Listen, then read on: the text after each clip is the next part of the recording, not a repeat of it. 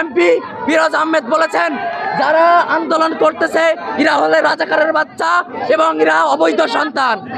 আমি বলতে চাই এখানে যারা আছে আমরা কেউ রাজাকার না, এখানে যারা আমরা আছি আমরা কেউ রাজাকারের সন্তান, আমরা কি পিতৃ পরিচয়হীন অবৈধ সন্তান?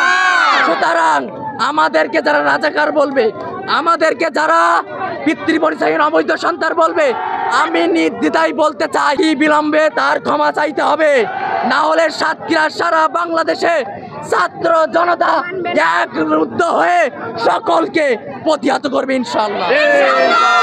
আগামীকালকের কর্মসূচি আমরা বলতে চাই আমাদের যদি নেটওয়ার্ক অফ করে দেওয়া হয়, এই সরকার প্রধান হাতিয়ার হিসাবে নেটওয়ার্কে বেছে নিয়েছেন, নেটওয়ার্ক বন্ধ হলেও প্রতিদিন সকাল 9টা, প্রতিদিন সকাল 11টা এখান থেকেই আমাদের পদযাত্রা শুরু হবে। আমাদের সকল মা এবং বোনদের বলবো আপনারা মাঠে আসেন, আমরা আছি, আমরা আপনাদের সন্তানের মতন। পুলিশ বাহিনী যারা আমাদের উপর অত্যাচার করেছে, আমার ভাইদের উপর গুলি করেছে, তাদের চিহ্নিত করে তাদের চাকরি থেকে বহিষ্কার করতে হবে এবং বিচার দিতে হবে।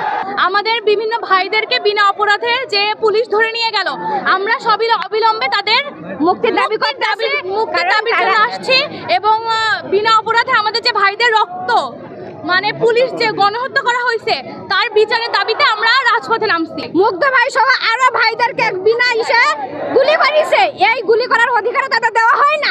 তারা কেন রক্ত ঢালালো? এই রক্তের দাবিতে আমরা মাঠে নামছি। আমরা কলম ধরতে চাইছিলাম, কেন আমাদেরকে অস্ত্র ধরালো? আমরা এটাও চাই কোনো পুলিশ আমাদের ভাইদের আর না গুলি করুক কোনো অনির্দিষ্টভাবে, কারণ তাদের গুলি করার কোনো হুকুম নাই, সংবিধানের এমন কোনো ইয়ে নাই। যদিও তাদেরকে বলা হয়েছে, তারা এইগুলি কেন করবে? তাদের বিবেক নাই, তাদের